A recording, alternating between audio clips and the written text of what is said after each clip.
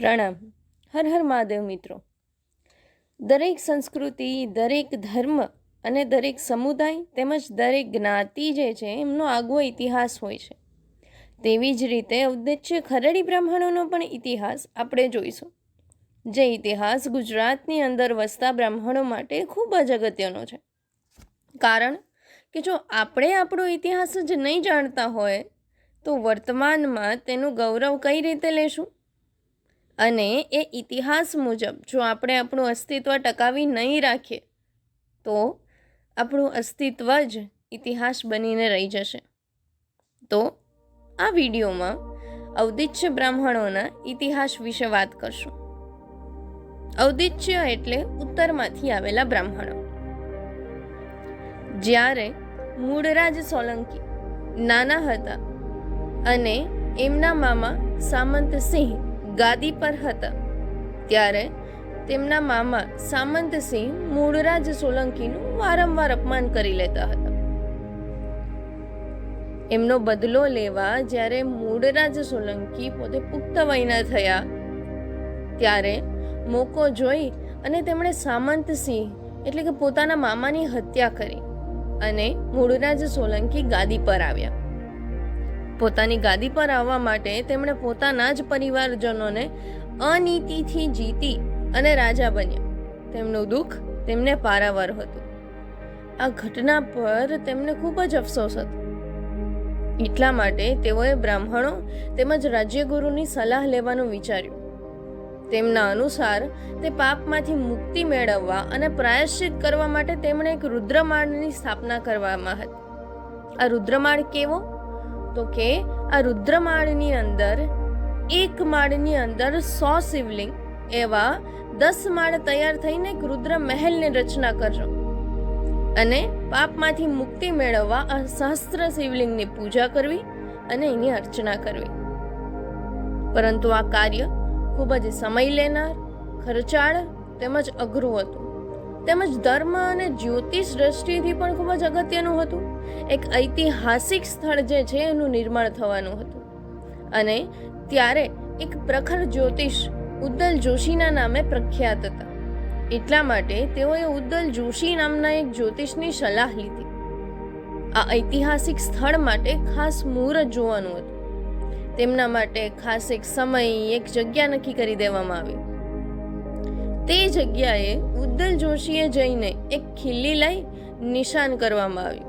તેઓએ જણાવ્યું કે જ્યોતિષ નક્ષત્રના ગ્રહો અને શાસ્ત્રો મુજબ ગણતરી કરીને જ આ સ્થાન નક્કી કરવામાં આવ્યું છે, માટે રુદ્રમહેલની સ્થાપના અહીં જ કરવી. તેમજ આ ખીલ્લીને કોઈ દિવસ કાઢશો નહીં.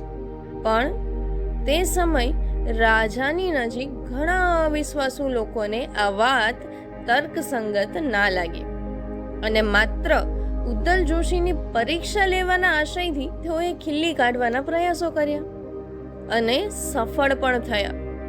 પરંતુ તેમને કોઈ ખાસ અસર ન જોવા મળી અને રાજાને આ વાતનું જ્ઞાન ન થાય તે માટે ખીલ્લી તેમણે પાછી મૂળ જગ્યાએ મૂકી આપી. આગળ જતા જ્યારે એ જ સ્થાન ઉપર રુદ્રમાળનું નિર્માણ થવા લાગ્યું ત્યારે બનવા જો એક માળનું નિર્માણ થાય અને એ માળ તૂટી પડે, પાછો બીજા માળનું નિર્માણ થાય અને પાછો મહેલ પડી જાય. આવું શા માટે થતું હતું તે કોઈને સમજમાં નહોતું આવતું. ત્યારે ફરીથી ઉદ્દલ જોશીને બોલાવવામાં આવ્યા. તેમણે ફરી પ્રશ્નકુંડી માંડી અને ગણતરી શરૂ કરી. અભ્યાસ બાદ તેઓએ કહ્યું કે આ ખીલ્લીને કાઢવામાં આવી છે. કારણ કે જ્યારે મેં આરોપણ કર્યું હતું ત્યારે આ ખીલ્લી શેષનાગની ફણી ઉપર આવતી હતી અને શેષનાગ પર તમારા રુદ્રમહેલનું નિર્માણ થવાનું હતું. પણ જ્યારે આ ખીલ્લી કાઢીને પુનઃ પ્રસ્થાપિત કરી ત્યારે તે નાગની પૂંછડી આવી ગઈ છે. માટે આ કુંડળીમાં નાગ આખું ચક્કર લગાવી ગયો હતો અને હવે શેષનાગની પૂંછડી પર ખીલ્લી લાગેલી હતી. તેઓના કહેવા મુજબ હવે પાછું એ મુહૂર્ત જ્યારે આવે ને ત્યારે જ ખીલ્લી લાગશે. પરંતુ ફરીવાર મંત્રીઓને વાત તર્કસંગત ના લાગી. તેઓ ફરી રુદ્રમાળનું નિર્માણ શરૂ કરાવ્યું. આવું થતાં ઉદ્દલ જોશી નારાજ થઈ ગયા અને તેઓએ કહ્યું કે આ રુદ્રમાળ ટકશે નહીં. રુદ્રમાળનું નિર્માણ પૂરું થયું. હવે રુદ્રમાળમાં સ્થાપન કરવા માટે દરેક જગ્યાએથી બ્રાહ્મણોને નિમંત્રણ આપવામાં આવ્યું. ઉત્તરમાંથી, ગંગોત્રીમાંથી, હરિદ્વારમાંથી બ્રાહ્મણોને બોલાવવામાં આવ્યા. બધી જ જગ્યાએના આશ્રમમાંથી ઋષિમુનિઓને તેડાવી અને ગુજરાત આમંત્રિત કરવામાં આવ્યા અને રુદ્રમાળની સ્થાપના થઈ. પરંતુ મૂળરાજ સોલંકી બધા જ બ્રાહ્મણોને દક્ષિણા રૂપે ગામ આપે, સંપત્તિ આપી, લાલચ આપી અને કહ્યું કે તેઓ અહીં જ વસવાટ કરે અને નિત્ય મહાદેવની સેવા તેમજ પૂજા કરે.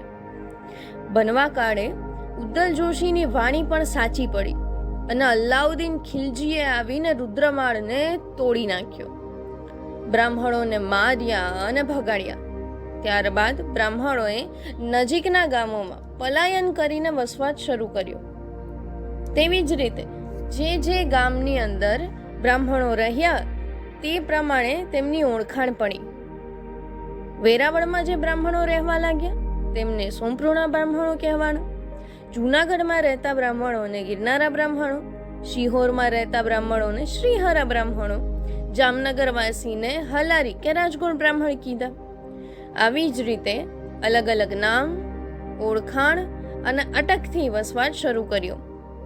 એમ આજે ગુજરાતની અંદર ઔદિચ્ય બ્રાહ્મણોમાં ઔદિચ્ય ખરેડી, ઔદિચ્ય ઝાલાવાડી, શ્રીગોળ વગેરે બ્રાહ્મણોનો વસવાટ જોવા મળે છે. મિત્રો, આ ઔદિચ્ય બ્રાહ્મણોનો એક સંક્ષિપ્ત ઇતિહાસ આપ સમક્ષ પ્રસ્તુત કર્યો છે. અલગ અલગ મતો અને અલગ અલગ લોકવાયકાઓ પ્રસિદ્ધ હોય છે. તો આ ઇતિહાસમાં અમારી ક્યાંય ક્ષતિ હોય તો આપ જણાવી શકો છો.